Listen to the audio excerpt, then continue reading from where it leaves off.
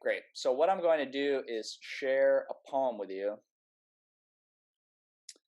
Um, I will ask Caleb to read it, if that's all right, Caleb. I'm going to share my screen. It's a very famous poem that is essentially an extended metaphor. The poem is called The Road Not Taken by Robert Frost. Maybe some of you know it. It's a very famous poem. Okay, here it is. Two roads diverged in a yellow wood, and sorry I could not travel both, and be one traveler long I stood, and looked down one as far as I could, to where it bent in the undergrowth. Then took the other as just as fair, and having perhaps the better claim, because it was grassy and wanted wear, though as for that the passing there had worn them really about the same. And both that morning equally lay, in leaves no step had trodden black.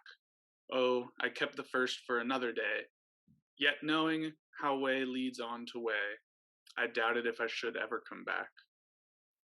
I shall be telling this with a sigh, somewhere ages and ages hence. Two roads diverged in a wood, and I took the one less traveled by, and that has made all the difference.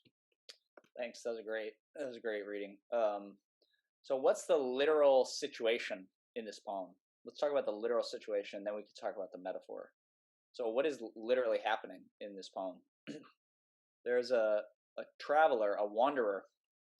He calls himself a traveler here. A traveler is standing where two roads diverge. So he's walking along a path, and the path splits into two different roads. So this is the literal situation of the poem. He's standing at a divergence, and he's wondering whether he should go this way or whether he should go that way. He can't make a decision. Throughout the bulk of, or excuse me, throughout the middle chunk of the poem, he describes the differences between the two paths. One looks slightly more worn than the other. And after these descriptions, he decides to take the road less traveled by. So this has now become a kind of cliche in our vocabulary, in the way that we talk about making life decisions and such. But it comes really from this poem. So the metaphor turns away from being a literal situation about a traveler standing looking at two roads and becomes a kind of metaphor for how we should live our lives, taking the road less traveled by, which is a way of saying taking risks. It's a way of saying being adventurous. It's a way of saying we should accept challenges. So you see how the poem really transforms from something literal into a kind of metaphor about life and how to live. I think those are very effective metaphors that we can find in art and literature. Metaphors that teach us how to see the world in new ways or to live life in new ways. All right, so we have reached time. I think it looks like we have Simran and Emma that are going to read for us, and anyone else, of course, is free to read as well. We hope that you will. So let's start, Caleb, with whoever is first. Yeah, Simran.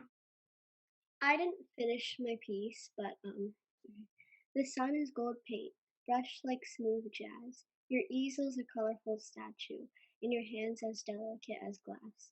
Your canvas is white pearls, the blue paint is tears and tears of sadness. The big swan is splattered with love, and your red sky is smeared like madness. The apron you're wearing is a colorful rose. The tip of your pen is like glitter in your eye. Your masterpiece is like sunshine, and your artistic brain is like Albert Einstein. That's wonderful. Will you read the first 2 or 3 lines again for us? I want to note there's a moment where you call that a story or a poem? Poem. Yeah, okay, that's what I thought.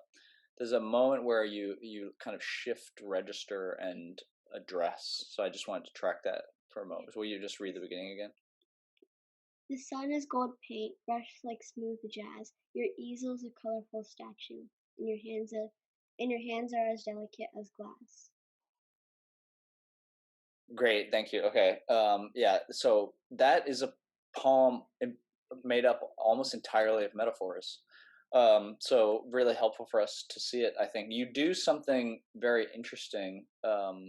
Something I don't think I have ever seen done before. What I asked you to do as part of that prompt was to create a metaphor in response to a painting, um, which you do in the very first line of your poem. You say the sun is gold, etc., etc. But then in the second line, or maybe not in the second line because I don't know how you lineated the poem, but in the second sentence, you shift into, instead of a response to a painting, a response to a painter. So usually when someone writes a work of literature in response to a painting, that's called ekphrasis. We'll do a class on ekphrasis later, in 2 or 3 weeks. So usually that's called ekphrasis. And what you have done, though, is not written a poem in response to the painting itself, but perhaps in response to Turner, the painter of the painting. And then what you do is you imagine the painter in various ways: the hands, the paintbrush, the apron was one that really stood out to me. That's very interesting. I've never seen it's like a tribute, almost kind of tributary painting. That'd be really great. I think that poem could be very powerful if, when you come back to the metaphor of the sun, you change it, you completely like flip it around somehow. I don't know how you would do that, but if you go back to the metaphor of the sun as the last line of the poem, I think you could, yeah, you could potentially make a really wonderful poem. Yeah, it might be very interesting to see how that metaphor will change after considering the painter. Yeah, that was great. That was really wonderful. Like I said, I don't think I've ever seen that before. It's great. Thank you. Thanks, Simran. So next up is Emma. So I don't have a title for this yet, and this story turned out to be a story that contained the metaphor that was based on the painting, but the story itself is not really based on the painting itself. That's great. That's what I thought. I thought that would happen. The mountain killed the king. Of course, Alice didn't know anything about kings or mountains, but in the city you need an imagination. And right now, rather morbidly, Alice was imagining a mountain killing a king. She didn't know why, this was just how her brain worked. Alice ripped the paper off of her sketch pad and, in a fit of impulsiveness, scribbled some sort of shape on it. She studied it, then bolted up and threw it in the waste paper basket. Alice loved making things up and daydreaming, but this was going too far. Who needed a squishy, confusing shape when Alice could have used a piece of paper for a picture of a mountain killing a king? She ripped out another piece of paper and drew a very realistic picture of, you guessed it, a mountain killing a king. But suddenly, as Alice looked at her drawing, it didn't look that interesting. It looked boring, plain, something anyone could draw. Alice reached into the waste paper basket, pulled out her weird shape, and flattened it out. Suddenly, it looked interesting. Alice picked up her pen. She hardly ever drew with pencil, and drew a squiggly person-like thing with eyes, a nose, ears, and a mouth. She added a little crushed crown to the figure. This is what Alice thought of her picture. An absurd topic to draw a picture of, a grotesque rendering of a grotesque event, but not bad either. Alice smiled, balanced the paper on her knees, and wrote in the top corner, "The mountain killed the king." Wow, so good. Okay, so you said that in the context of the story, I'm going back to the chat comment. When you apply a metaphor to your story, it isn't a metaphor anymore. So I'm assuming that metaphor is the mountain killed the king, right? Okay, great. All right. So what? Again, like Simran before, you have done something formally incredibly innovative. Something I've also not seen, definitely not seen in any of the Stone Soup courses, and I don't even think I've seen it in any of my college courses either. What you did really is, instead of writing a metaphor, you wrote a story about an artist trying to create a metaphor. So you have really written a metaphor about the failure of metaphor, or a metaphor about the struggle to create metaphor. The problem of rendering in art an idea that exists in the artist's head. So the artist has an idea, or in this case, maybe not so much an idea as an event or an image. The artist thinks of this kind of strange. You call it absurd. You call it grotesque at one point. An image of a mountain killing a king.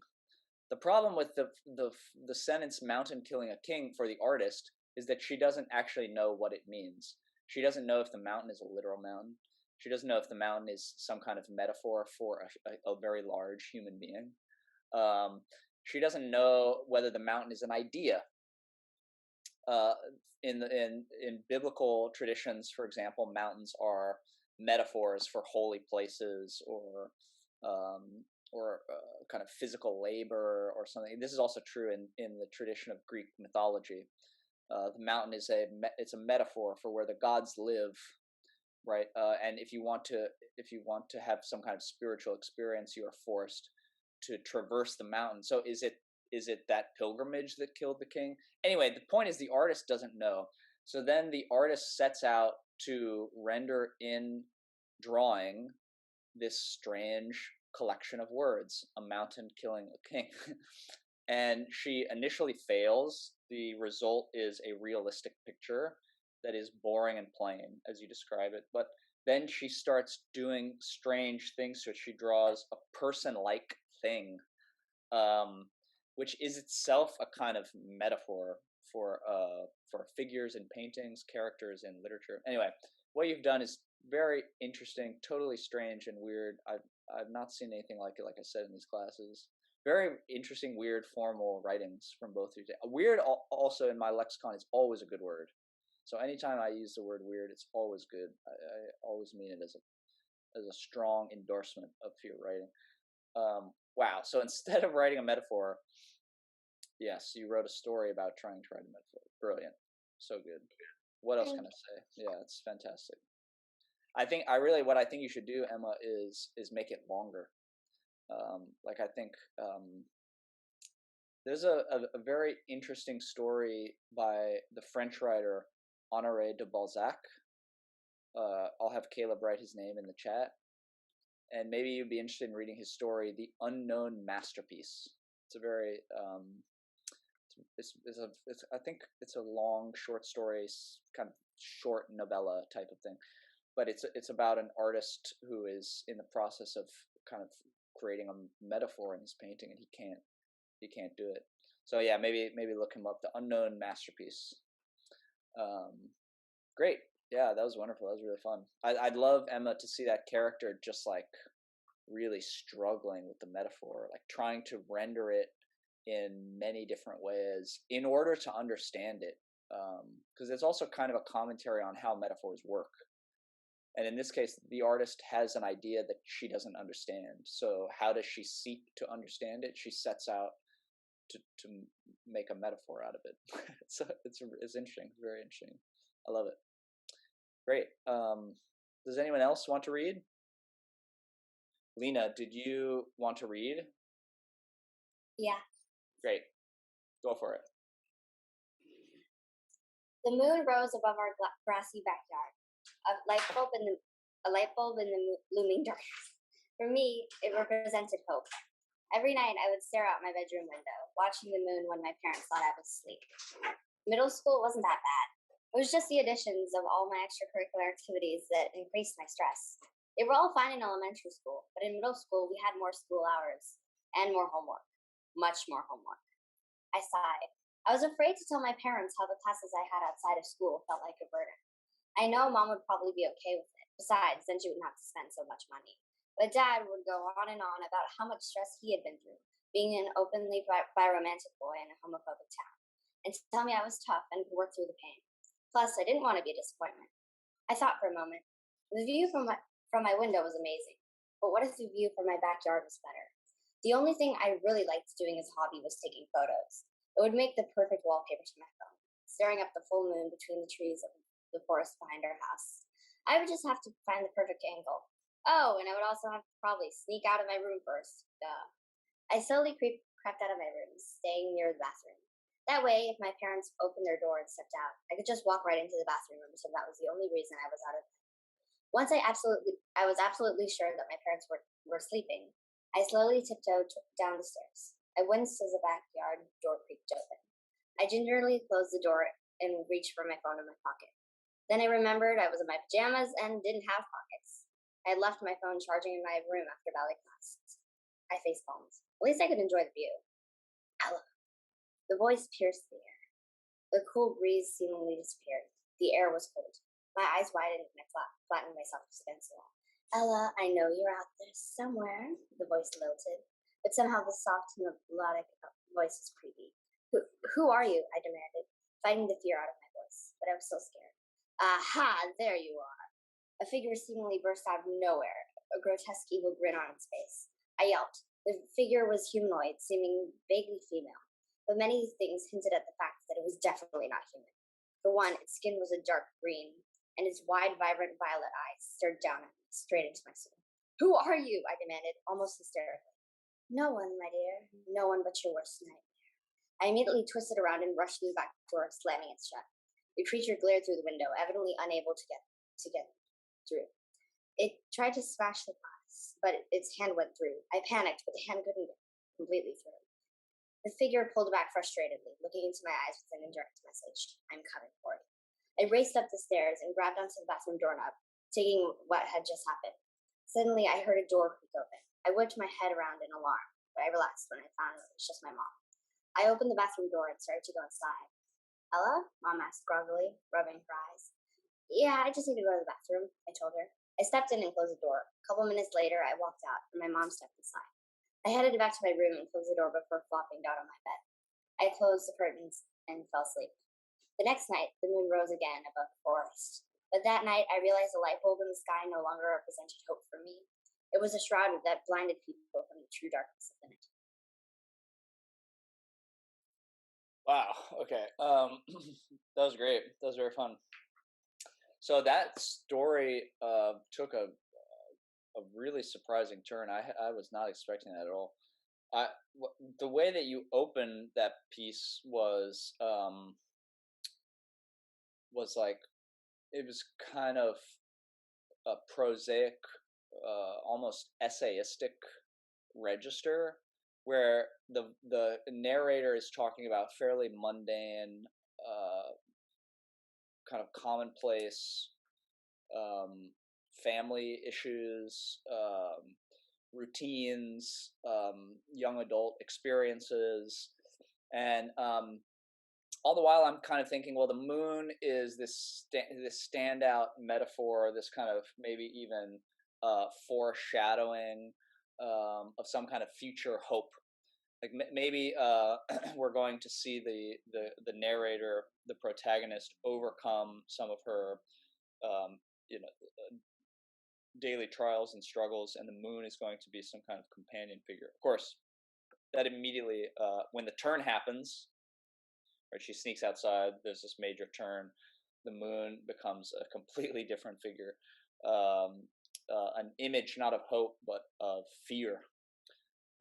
And then that makes me wonder about the relationship between the events in the first part of the story and the events in the second part. So the first part being a kind of litany or list of ordinary, like I said, ordinary kind of prosaic trials, stresses. You mentioned stress multiple times, homework, things like that. So is the second part, I wonder, a kind of metaphor for all of those things? You know, it makes me wonder if that's a possible interpretation of the story. The lurking nightmare. The lurking nightmare, it turns out, is one's life. One's ordinary life. It's very existential of you. It's great. Yeah, that was very fun. That's something I'd like to think more about. Yeah, I do think, I don't know if this is intentional or not. I don't think it really matters, but the first part, the second part of the story is, it seems, a kind of metaphor for what happens in the first part of the story, and that is really made concrete in how the metaphor changes from hope to a kind of sinister darkness. That's fantastic. Again, now 3 stories, all very formally strange, very formally innovative. It's fantastic. Thank you. Thanks, Lena. And now we're gonna have Ellie. If you still want to read, you can go. And then after that, Olivia will put her poem in the chat. Okay. The sun is our goal and the fog is the obstacle. To reach the sun, it might seem impossible, but don't give up. You can reach there. On the path, you might think it's unfair that others have an easy way up to the sun, but the truth is told that no one has a path full of fun. Will you read the last 2 lines again? Okay. So that others have an easy way up to the sun, but the truth is told that no one has a path full of fun. That's great. That's great. Okay, so that is so the sun. So first of all, the poem itself is a kind of it's very pleasant, kind of it's what I would call maybe like a wise poem. It's a poem that has a kind of aphoristic quality. It offers us a kind of wisdom. It tells us that that the grass is not always greener, as it were, to use another metaphor. That one's life might seem to be challenging in comparison to someone else's life, but that it turns out we might not be so different after all. The really interesting thing about that poem is the use of the sun as a metaphor. So the sun becomes the emblem. So think about the sun. Just think about how the sun works. It's the thing that lights the entire world. It is, in essence, a kind of guiding light. Were it not for the sun, we wouldn't be able to see colors, for example. And so we could say, in a sense, that that the sun is the thing by which we see. So in your poem, the thing by which we see is this constant fear that our lives are not as enjoyable as others' lives, or that our lives are not as fun as others' lives, or something like that. So this very interesting use of the word, or use of the image, the sun, as a metaphor for one's own life, or one's own life experience, I should say. So the thing that we see our entire world by is our own experience. It's very good. It's great. It's a very smart metaphor. Thank you for sharing. So, Olivia, would you like to just put your poem in the chat? And we don't have to read it out loud if you don't want to. I can read it, yes. Okay, here goes. A camel was a single cloud in the sky, alone in its own drinking pool. It is by itself, avoided by others who dislike it.